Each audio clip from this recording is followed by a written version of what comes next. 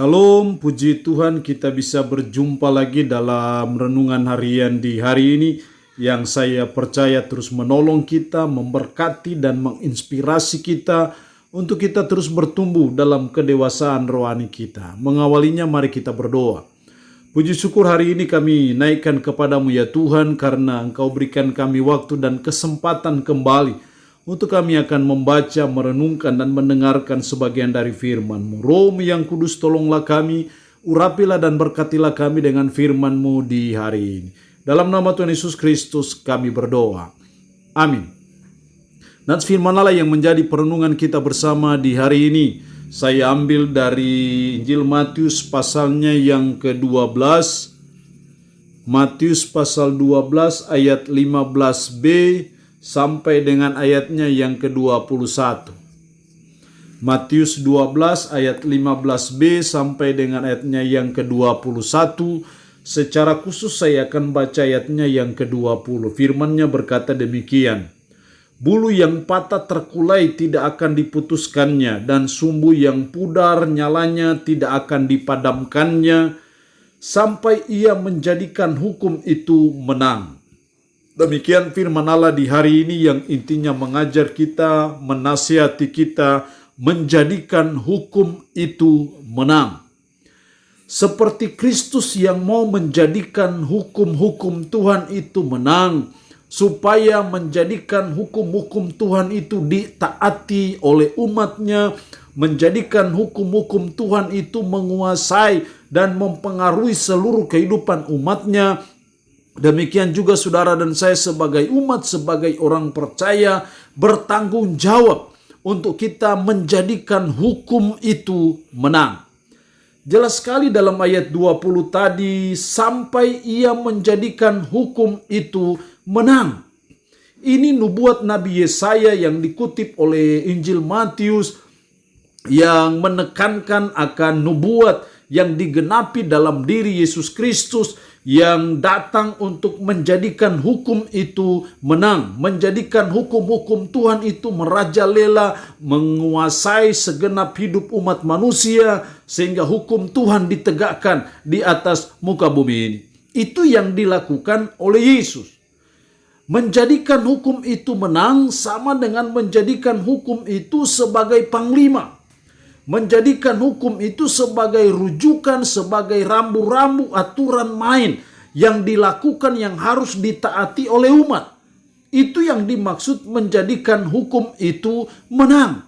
Sehingga hukum-hukum Tuhan itu mempengaruhi segala segi kehidupan kita sebagai umatnya, sebagai orang percaya. Kalau hal itu yang terjadi, maka itu tandanya hukum itu menang. Hukum-hukum Tuhan itu menang.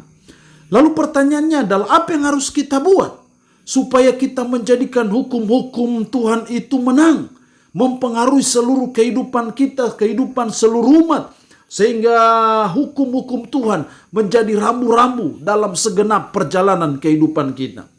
Belajar dari Yesus, dua hal yang harus kita buat supaya menjadikan hukum itu menang.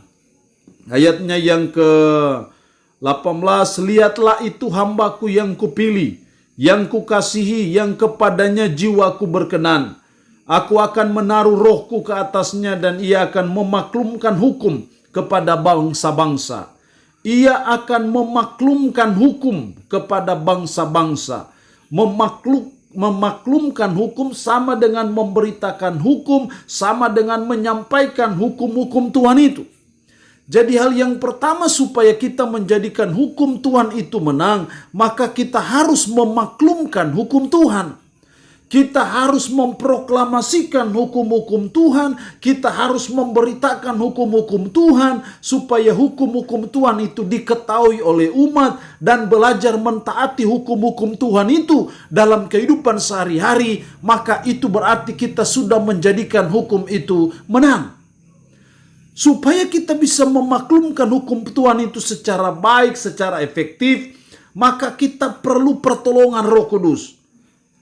Lihatlah itu hambaku yang kupilih, yang kukasihi, yang kepadanya jiwaku berkenan, aku akan menaruh rohku ke atasnya. Jadi kita membutuhkan roh Tuhan untuk kita memaklumkan hukum Tuhan, supaya apa yang kita maklumkan, apa yang kita beritakan itu bisa efektif, bisa diterima oleh umat Tuhan yang lain. Maka kita butuh pertolongan Roh Kudus dalam memaklumkan hukum Tuhan.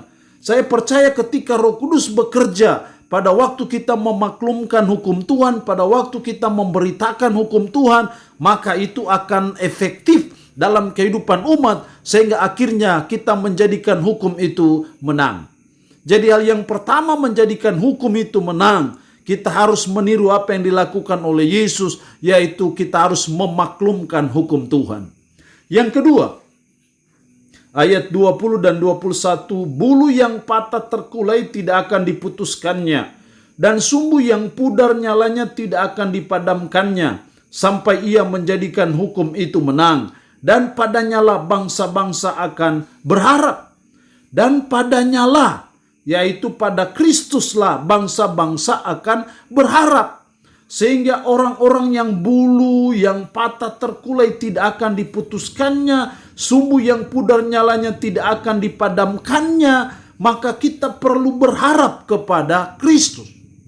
Jadi hal yang kedua supaya kita menjadikan hukum-hukum Tuhan itu menang, menguasai dan merasuki kehidupan umat. Yang kedua, kita harus berharap kepada Kristus.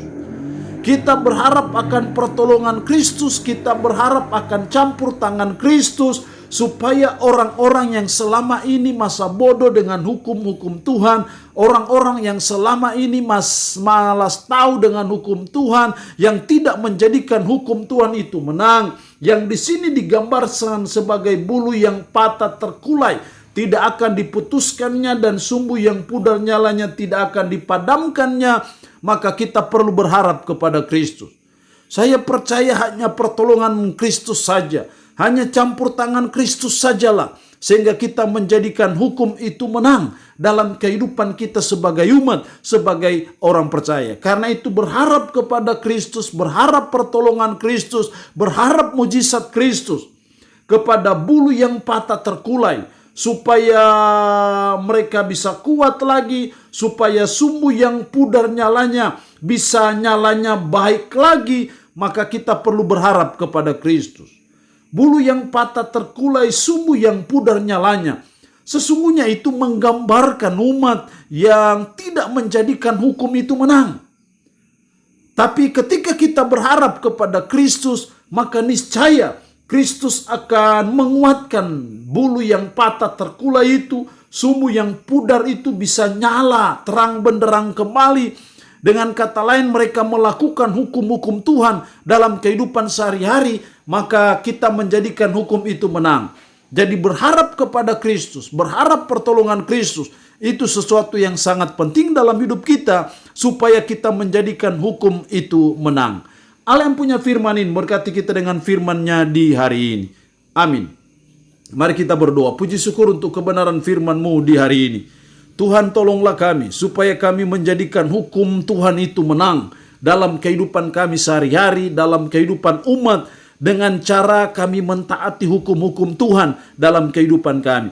Supaya kami menjadikan hukum itu menang, tolonglah kami supaya kami memaklumkan hukum Tuhan dengan pertolongan Roh Kudus. Tolonglah kami supaya kami berharap kepada Kristus untuk menjadikan hukum itu menang. Tanamkanlah, meteraikan firman dalam hati dan pikiran kami, dan sanggupkan kami untuk bisa menjalani kehidupan ini berpadanan dengan firman-Mu di hari ini. Hamba mohon berkat-Mu bagi umat-Mu yang boleh mendengarkan renungan harian di hari ini. Umat-Mu yang sakit, hamba berdoa dalam nama Yesus. Tuhan jamah dan Tuhan berikan kesembuhan. Terpujilah nama-Mu Tuhan. Dalam nama Tuhan Yesus Kristus kami berdoa. Amin. Shalom. Tuhan Yesus memberkati kita semua.